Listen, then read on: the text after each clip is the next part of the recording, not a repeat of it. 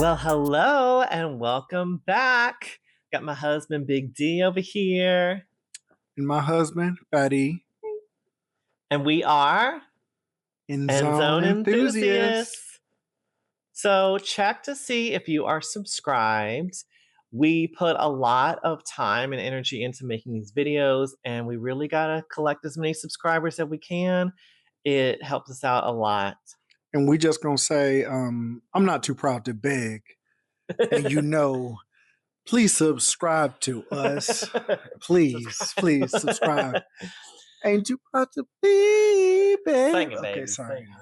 So check the subscribe, hit the subscribe button. Now on to this week's content. This is week 11, and we are going to be talking about Alabama playing LSU, as well as BYU playing Texas Tech. Thank you.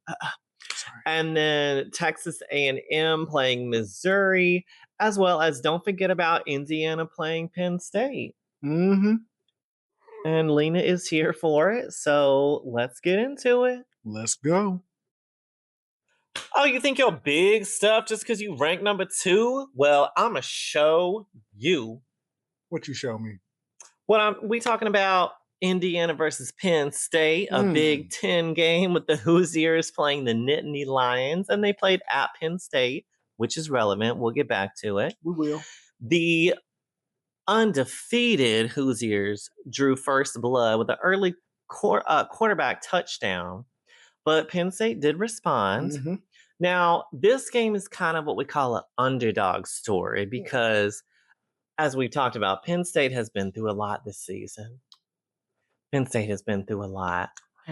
But I will say, if you look at the yardage stats for this game, it was surprisingly even. You would not think you have a number 2 and an unranked team. So that was really cool. And in fact, Penn State was able to overtake Indiana in the fourth quarter, capitalizing on an interception. And since it was at home, like I said, that crowd was living for it. The energy was really, really great, that they overtook the ranked 2 team. But Indiana was able to score a touchdown in the final minute of the game. Mind you, it was by inches of a toe touch. He was on point with that, inches. And so the Hoosiers won out against a valiant effort by the Nittany Lions, 27-24. Yeah, this was a good game though. I think somebody forgot to tell Penn State what their record was before this game because they didn't play like it. It still shows like that team is extremely talented. Their run game was phenomenal as always. Like Singleton had the 2 touchdowns in the second half, but really the second half was all Penn State. Like Indiana wasn't able to really have a lot of momentum, but that's where Penn State took advantage. And I think Jim Knowles did a really good job making that defense look hungry. Like they were coming after Indiana. They had some sacks on Mendoza. That defense did what it needed to. It's just that defense for that last drive. Right. Yeah, I know. But it's those explosive plays that really put them on their heels. Cause I'm like, had they been able to get some of that into third down, then you could have seen a lot more blitz come from Jim Knowles. But I feel like they were kind of on their heels, and even that last touchdown was like, dang, they really just did that to them. But Penn State, like whoever is looking at that Penn State job should see, I have talent, and I have talent now, and I have talent that like my run game is going to keep being good. I will try to keep as much of that staff together as possible. But I'll be honest with you, somebody's going to poach that OC and somebody's going to poach that DC because they're too good. And, a new coach probably is going to want to have their own. But I think this game really showed is like, the talent's there. The coaching is close. Like I think Penn State could have won this game, but we talk about the winner. So with Indiana, they really just overcame it. They knew that Mendoza was getting pressure. They knew it wasn't the way they wanted it to be, but they just hung in there and they saved, that crazy, just, oh my gosh, the way they moved the ball down that last scoring drive was crazy. But shout out to them. I don't know if I'll say they look like a number 2 team, to be very transparent, because you let an unranked Penn State push you this close. But I think that they show that like they're a threat. And I think in the Big Ten, it really is going to be Ohio State, Indiana, and Oregon are going to be your top ones. And I think Penn State with the right coach will be right back at it. But overall, really good game to watch. I was very very excited to watch it. Yeah. But either somebody's going to get two really great coordinators, or whoever comes in is going to be set up for success. But overall, great job. Go Hoosier. Go Hoosiers. Who's your daddy? Who's your daddy? Who's your daddy? So that's that one. Thank you. Big 12, what up? Let's go into the Big 12 and talk about BYU versus Texas Tech. This is the Cougars versus the Red Raiders. They played at Texas Tech. This was two top 10 ranked teams, but it was really unequal in terms of scoring. Yeah. Texas Tech scored 26 unanswered points, and BYU did not score until the fourth quarter. The fourth quarter. And now I will say the BYU defense did force Texas Tech to kick field goals instead of touchdowns on multiple occasions. Yeah. But the Red Raiders still got an at-home win against the Cougars, 29-7. Yeah, it was Texas Tech looked good. I'm just going to say the stadium renovation they just underwent looks phenomenal. Beautiful. That stadium looks great. Patrick Mahomes was there. He was. He was representing his Texas Tech. And I think this was a quality game for him to come see, because BYU typically is a very run-heavy offense, and they could not get the run game going. I think they had like 76 yards of rushing in the game, which you're not going to win. They knew through the air it wasn't going to happen, but to give BYU some props, they did get a couple sacks on the Texas Tech quarterback, and they made him very uncomfortable throughout. But really it came down to, it was the suffocating defense on Texas Tech side, as well as the explosive offense that Texas Tech had.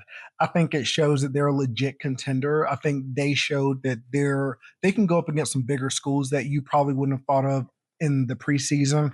But, Texas Tech has spent this season. They went heavy in the portal. They, have this new stadium renovation. They got their oil money running. So I think it was a good showing for Texas Tech. I think you need to really work on some protection for your quarterback, because he shouldn't have got sacked as much as he did.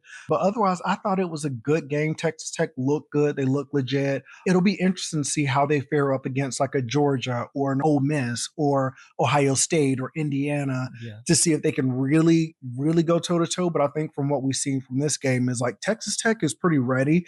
And I think they want to play with the big boys, and I think they feel confident. And I think this was a showing of they know they can play with almost anybody. So good plays, good runs, like explosive offense was like, Texas Tech is just going to be good at that. But overall, I think it was a quality game. I guess I should have watched more Big 12 before now, because Come on, Big 12. It was actually very competitive and better than I thought it was going to be just coming into the game. But shout out Texas Tech, Red Raiders. Y'all did that, and we'll see how far y'all get in the playoffs. But good job.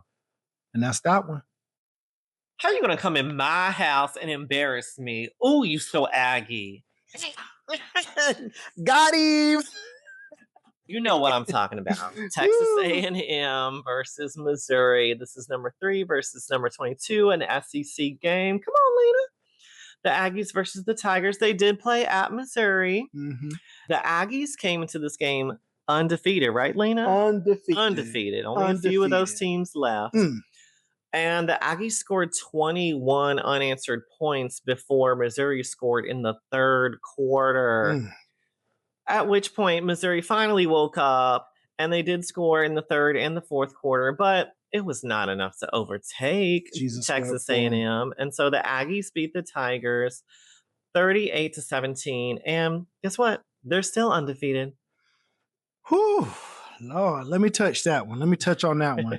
Because Texas A&M, what I'm going to say is shout out to y'all. I don't know if you know this, but their 6-0 SEC start, that's the first time they've ever been 6-0 since they joined the SEC. Oh, well, good for them. And that's their 9-0 is the first time. That's their best start since 1992. So a good showing. I really honestly felt bad for the Missouri quarterback to be thrown in against this defense was just really, it was a bad moment for them. I think Missouri's defense looked decent, but Marcel Reed just looked great. He did. He did. There was some good rushing on both sides. They both were able to run the ball. You had some turnovers. This game was a little bit like the score was probably a little bit more misleading for some of it, but I think really it came down to like Texas A&M just kind of locked down, and they knew they were going to win this game. And I don't think it was ever in doubt. But Missouri, I'm like, Lord, y'all got beat in y'all house, and y'all had that construction It going was in on. their house. But I think, Missouri, you lost your quarterback for the season. You are starting a freshman quarterback. Like, he did the best he could, but that pressure kept coming all night. Okay, that probably explains why Texas A&M had more than twice the passing yards. Yeah, you started a freshman.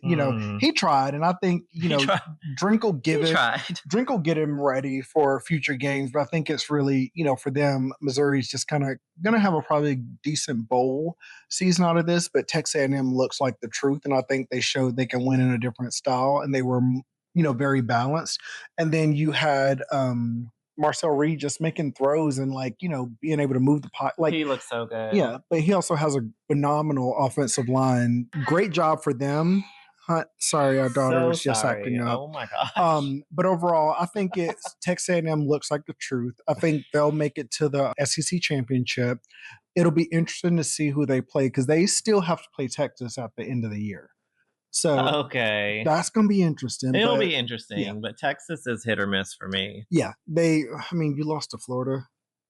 Texas is hit or miss. But anyway, but good job to Texas A&M. I think they'll go. Yes. They have a pretty good chance to make it all the way in the playoffs. I think some of Marcel Reed's decision making may hinder them from truly winning it all, but I think they have enough things to make up for that deficiency and not have to put him in positions like that. But overall, Texas A&M looked good. Missouri shouldn't feel bad. You're starting a freshman quarterback. He tried, but that Texas, they was eating. But that's that one, Lord.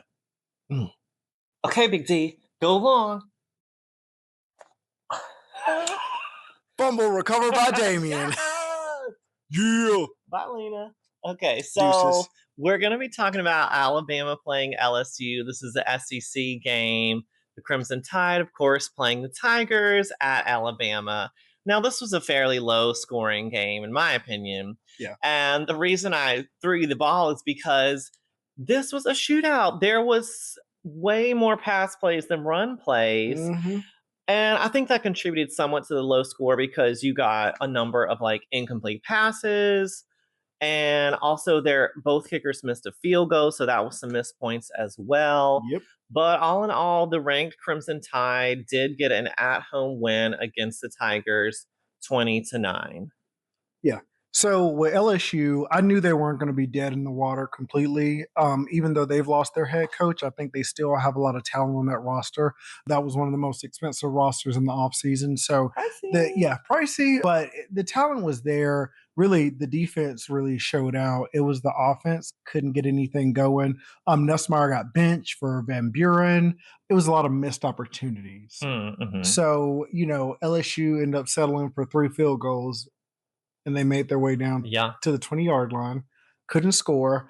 And really just showed Alabama looks good, but I think there's a lot of glaring holes that you'll see. And I think it may make me question how far they could make it in a playoff run, especially with no run game. That's really still the thing that's really fascinating with the high-level coaches you have on the Alabama side. You can't figure out how to run the ball. Yeah. But overall, it really was LSU just wasn't, their offense just wasn't there. And Ty Simpson was making some crazy throws. Ryan Williams had some catch. Alabama looked good, but they didn't look great. For me, I'm like, this is one of their below average performances so far in the season. You always knew they were going to throw it. Both teams were throwing it so much. It was really strange. Yeah.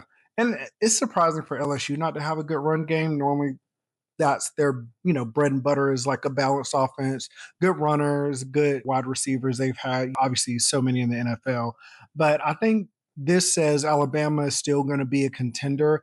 I just don't know if they come up against a team like Ohio State, how they'll fare with the lack of a run game. I think it was a good one, but LSU shouldn't be ashamed about their performance. I think they did pretty good, but the offense couldn't finish it. And then also, I think with Nussmeier getting benched, what does that mean for next week? So it's going to be interesting. But yeah, Alabama won that one. We got a Roll Tide, and that's that one. That's that one, Lena. Roll Tide. Okay, college football continues to give us chaos, surprises, upsets, you name it. Week 11 was a lot of fun. Week 12 coming up. What do we got that looks exciting? Oh, baby, we got some good slobber knockers. Okay, slobber knocker. I had to go back to my country roots. I've never heard that before. That's country. So you got number 12 Oklahoma playing number 4 Alabama. Nice. Let's see if that lack of run game becomes an issue. You have number 11 Texas versus number 5 Georgia. Cool. You have number 10 Notre Dame versus number 24 Pitt. Cool. And then last but not least is probably one most people won't really care about, but I'm putting it for an interesting reason. So it's number 14 Virginia versus Duke. Virginia Duke. Why is it interesting? Because Virginia is ranked, but Duke is favored. Oh, hold up. He said Virginia's ranked, but Duke is favored? What's going on with that? Unranked Duke. I think it's just a bad matchup for Virginia, just to be honest. So I just want to watch that game because I think you're gonna see why the line is what it is on that game. Yeah. But yeah, that was it. I mean, it's some good games coming up. I'm excited. I'm really excited. But, we appreciate y'all going on this journey with us. Endzone Enthusiasts. We feel like football can be fun for everybody. Even your cat, especially your cat. Your cat, even if she's acting up. Yeah, she ain't got no home training all the way. But we appreciate y'all. But if you would, please like, subscribe, follow us on this journey. There's so much more chaos left in this season. I just feel it in my bones. Playoffs. And I think it's going to be craziness. But thank y'all as always. We will see y'all next week with another episode of Endzone Enthusiasts. And I'm going to just go ahead and give you 2 of them. Peace. Bye-bye. I'm going to give you 2.